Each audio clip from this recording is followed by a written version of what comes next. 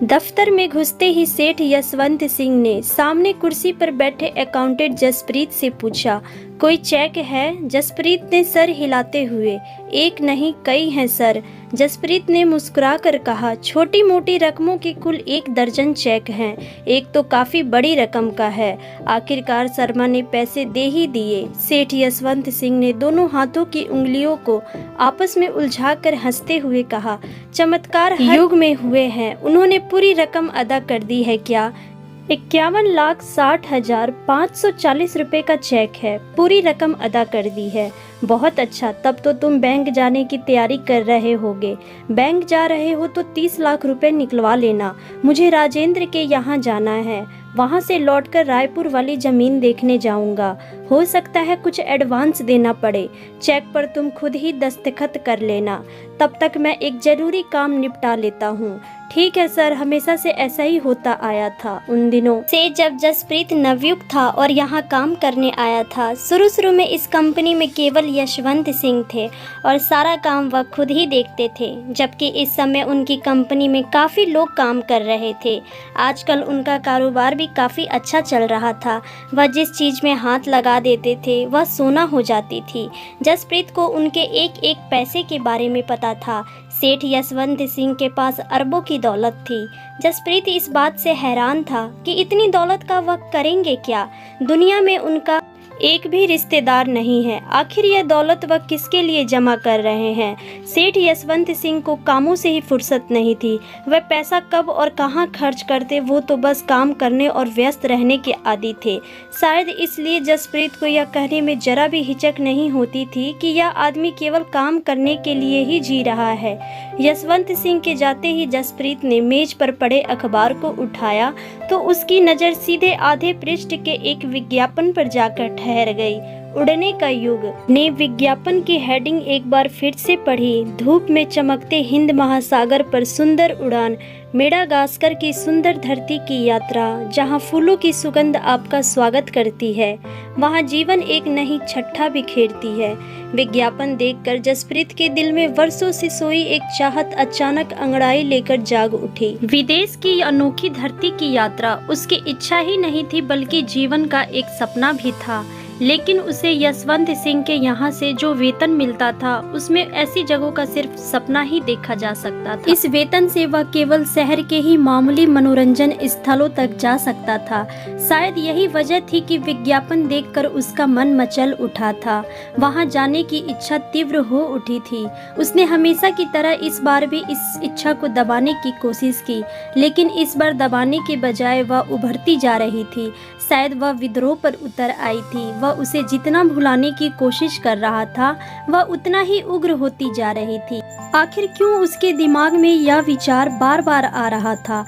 क्या वह अपनी यह इच्छा पूरी नहीं कर सकता? उसे सेठ यशवंत सिंह की ओर से चेक पर दस्तखत करने का अधिकार मिला हुआ था। बूढ़े सेठ को तो यह भी नहीं मालूम था कि उनके किस अकाउंट में कितना पैसा है। उन्होंने ना जाने कितने समय से बैंक स्टेटमेंट भी नहीं देखा था। वह इधर सिर्फ तरह तरह की जायदादों में रुचि ले रहे थे या फिर निवेश के बारे में सोचते रहते थे। जसप्रीत का मन ज्यादा बेचैन हुआ तो वह उठकर टहलने लगा।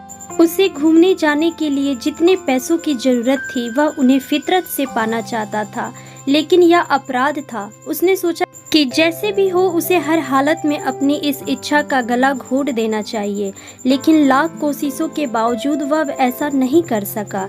इच्छा दबाने के बजाय और तीव्र होती जा रही थी।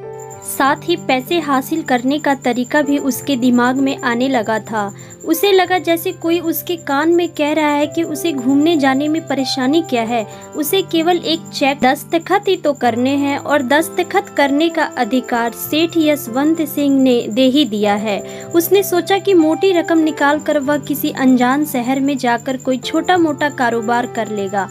इतना तो वह कमा ही लेगा जितना यशवंत सिंह देते हैं। उसके दिल ने कहा कि वह 4 सप्ताह की यात्रा पर जाने के लिए अगर कंपनी के अकाउंट से कुछ लाख रुपए निकाल लेता है तो परेशानी क्या है, लेकिन दिमाग ने कहा यह धोखेबाजी होगी। सेठ यशवंत सिंह ने हमेशा उससे अच्छा व्यवहार किया है, आंख बंद करके विश्वास किया है। उसी का नतीजा है कि चेक पर उसे हस्ताक्षर करने का अधिकार दिया है। लेकिन गधों की तरह काम भी तो लेता है, उसे जितना वेतन मिलना चाहिए वो भी तो नहीं देता। दिल ने कहा, फिर भी यह गलत है। अगर वह कम वेतन देता है तो उसे उससे कह देना चाहिए। उसे इस तरह चोरी नहीं करना चाहिए। आखिर कुछ रुपए ले लेने से उसका क्या बिगड़ जाएगा। जब स्नेहा बीमार हुई थी तो यशवंत सिंह ने उसकी कितनी मदद की थी। दिमाग ने सलाह दी, स्नेहा, शायद वह भूल रहा था कि उस औरत की चीखों ने उसे कितना दुखी किया था। अच्छी बात यह है कि उसका कोई बच्चा नहीं है, वरना वह क्या करता। उसे इस मौके का फायदा उठा लेना चाहिए। स्नेहा से भी पीछा छूट सकता है, दिमाग ने तर्क दिया। जसप्रीत की नजरें मेज पर टिकी थीं। उसके दिल और दिमाग में द्वंद्व चल रहा था, लेकिन वह किसी नतीजे पर नहीं पहुंच पा रहा था। आज उसे लग रहा था कि किसी ईमानदार आदमी के लिए किसी को धोखा देना कितना कठिन काम होता है। अगर यशवंत सिंह की ओर से चेकों पर दस्तखत करने का अधिकार ना मिला होता तो शायद वह उनके फर्जी दस्तखत करके रुपए निकलवा लेता। यही वजह थी कि वह उसके विश्वास की हत्या नहीं करना चाहता था। मन था कि मान ही नहीं रहा था। उसके तर्क थे कि बस छोटे से खतरे की बात है। इच्छा पूरी करने के लिए छोटा मोटा खतरा तो उठाना ही पड़ता है। लेकिन दिमाग का कहना था कि पता चलने पर यशवंत सिंह पुलिस में रिपोर्ट कर देगा। यह भी हो सकता है कि अखबारों में विज्ञापन दे दे कि तुम जहां कहीं भी हो वापस आ जाओ, तुम्हें कुछ नहीं कहा जाएगा। जसप्रीत ने पूरी ताकत से अपने मन में उठी इस इच्छा को दबाना चाहा। तब दिमाग ने कहा, ठीक है, तुम ऐसा नहीं कर सकते तो कोई बात नहीं, कम से कम ट्रैवल एजेंसी तक तो जा ही सकते हो। वहाँ से जो प्रचार सामग्री मिलेगी उसे तो देख ही लोगे। बहुत अच्छा, यशवंत धीरे से बुदबुदाया, मैं ऐसा ही करूँगा। उस पूरे सप्ताह वह काफी खुश रहा। उसने कई ट्रैवल एजेंसियों के चक्कर लगाए और वहाँ से तमाम प्रचार सामग्री ले आया। उसने उन्हें ध्यान से और इतनी बार देखा कि उनके एक एक फोटो उसकी आंखों में बस गए। अब उन तस्वीरों को देखते ही उसे लगता था कि वो वहाँ घूम रहा है। एक दिन वह अपनी सीट पर बैठा सीटी बजाते हुए उन प्रचार सामग्री को पलट रहा था कि अचानक सेठ यशवंत सिंह उसके सामने आकर खड़े हो गए। वह एकदम से शांत हो गया। यशवंत सिंह ने उसकी पीठ पर हाथ रखकर कहा, क्या बात है बेटा, आज बहुत खुश नजर आ रहे हो। कहीं से दौलत तो हाथ नहीं लग गई? अभी तो कुछ हाथ नहीं लगा सेठ जी, जसप्रीत ने उठते हुए कहा। लॉटरी वगैरह के इधर उधर के चक्कर में मत पड़ना, सेठ यशवंत सिंह ने कहा। अगर तुम्हें दौलत ही चाहिए तो मेहनत से कमाना, सुकून मिलेगा। गलत रास्ते से आने वाले दौलत से कभी सुकून नहीं मिलता। जसप्रीत के दिमाग में यशवंत सिंह की ये बातें गूंजने, इन बातों से वह नर्वस होने लगा। यशवंत सिंह यह बात अपने स्टाफ के हर आदमी से कह चुके थे। वह मेहनत पर विश्वास करते थे और दूसरों से भी मेहनत करने के लिए कहते थे।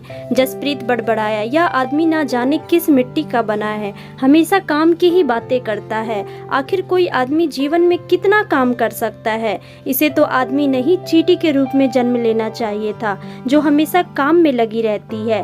सेठ यशवंत सिंह के बारे में दिमाग में जैसे ही कड़वाहट पैदा हुई, मन ने कहा, अरे चेक कैश कराने के बारे में क्या सोचा? मैं कब से समझा रहा हूँ कि सीधी उंगली घी नहीं निकलती, अभी बहुत समय पड़ा है। दिमाग ने कहा, मूर्ख, तुम डर रहे हो। इस दिल और दिमाग ने काफी परेशान कर दिया था। रातों की नींद भी उड़ गई थी। समझ में नहीं आ रहा था क्या करूं। सुबह मैं दोबारा ऑफिस गया, तभी दिमाग ने कहा, अभी एक चेक भरो और उस पर दस्तखत करके बैंक से कैश करा लो।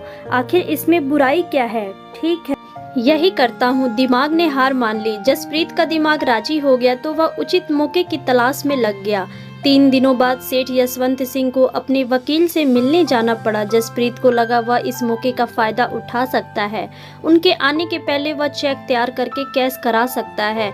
वह ऑफिस में नहीं रहेंगे तो कोई पूछेगा भी नहीं, किसी को शक भी नहीं होगा कि कुछ गलत हुआ है। जसप्रीत ने चेक बुक निकाली, उस पर तारीख डालकर पे कैश लिखा, लेकिन इसी के साथ डर के मारे रीढ़ की हड्डी पर छिपकली सी रेंगती महसूस हुई, क्योंकि उसने चेक पर पहले कभी यह शब्द नहीं लिखा था।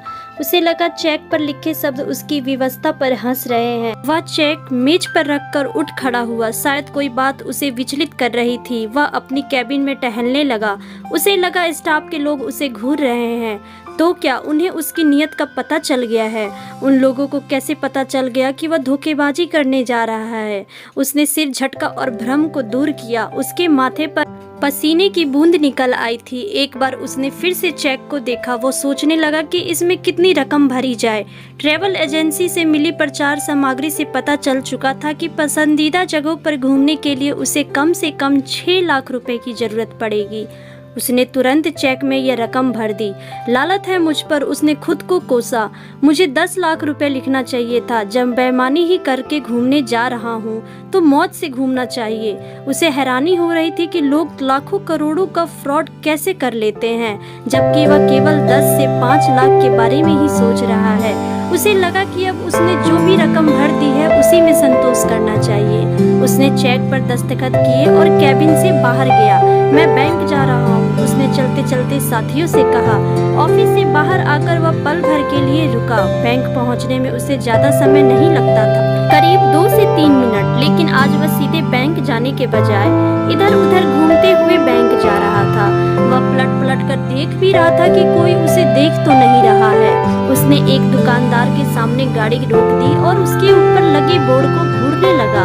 इसके बाद गाड़ी से उतरकर एक खोखी से सिगरेट खरीद कर सुलगाई और धीरे धीरे कस लगाते हुए गाड़ी आगे बढ़ा दी। लेकिन एक अनजान भय उसे घेरे था। उसे लग रहा था कि लोग उसे घूर रहे हैं, उससे कह रहे हैं कि ईमानदार होते हुए भी वह चोरी करके बहुत बड़ा अपराध करने जा रहा है। उसे ऐसा नहीं करना चाहिए। उसके दिमाग में आया कि उसे चेक कैश कराने में देर नहीं करनी चाहिए। जब तक वह चेक कैश नहीं करा लेता तब तक उसके दिमाग में इस तरह की बातें चलती रहेंगी। वह लपक कर बैंक पहुंचा। उसने कैशियर को नमस्ते कहा। कैशियर के सामने चेक रखकर उसे नोट गिनते हुए देखने लगा। अचानक उसका दिल उछलकर हलक में आ गया। किसी ने नाम लेकर उसे पुकारा। बराबर वाले क्लर्क ने उसकी ओर इशारा करके कहा, आपके मैनेजर साहब बुला रहे हैं। जसप्रीत का पूरा शरीर पसीने से तर हो गया। एक बार तो उसका मन किया कि वह भाग निकले, लेकिन उसे लगा कि उसकी टांगों में भागने की ताकत नहीं है। मैनेजर के कैबिन की चंद गज की दूरी उसे बहुत लंबी लग रही थी। मन वहां जाने को नहीं हो रहा था। उसे लगा कि कहीं सेठ यशवंत सिंह को वकील ने यहाँ किसी फाइल की जरूरत तो नहीं पड़ गई। जल्दी जल्दी में वह अपना मोबाइल ऑफिस में ही छोड़ आया था। ऑफिस में फोन किया होगा तो उन्हें बताया गया होगा कि वह बैंक गया है।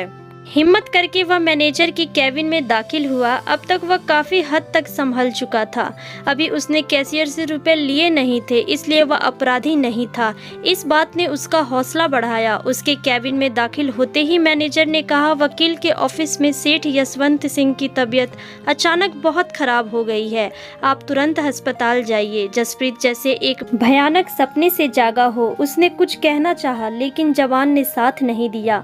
वह खामोशी से घूमा और दरवाजे की ओर बढ़ा। तभी कैशियर ने कहा, जसप्रीत कैश तो लेते जाइए। कैशियर की बात का जवाब दिए बगैर वह जल्दी कार में जा बैठा। कार तेजी से अस्पताल की ओर चल पड़ी। अगला 1 घंटा उसका बेचैनी से गुजरा। वह अस्पताल पहुंचा तो सेठ यशवंत सिंह की मौत हो चुकी थी। वकील के ऑफिस में उन्हें हार्ट अटैक आ गया था। अस्पताल से उसे वकील के ऑफिस में जाना पड़ा। वहां वह काफी डरा हुआ था। उसे यही लग रहा था कि वकील उसे अर्थपूर्ण नजरों से देख रहा है। अचानक ही उसका हाथ अपने हैंडबैग की ओर बढ़ा। उसने इत्मीनान की सांस ली और उसने कैशियर से पैसे नहीं लिए थे। अचानक वकील की नज़रें बदल गईं। वकील ने कहा, तुम्हें पता है सेठ यशवंत सिंह आज मेरे ऑफिस क्यों आए थे? नहीं, वह थूक निगल कर बोला। वह यहाँ वसीयतनामे पर दस्तखत करने के लिए आए थे। जैसे ही उन्होंने दस्तखत किए उन पर दिल का दौरा पड़ गया। वह अपनी तमाम जायदाद और धन दौलत तुम्हारे नाम कर गए हैं।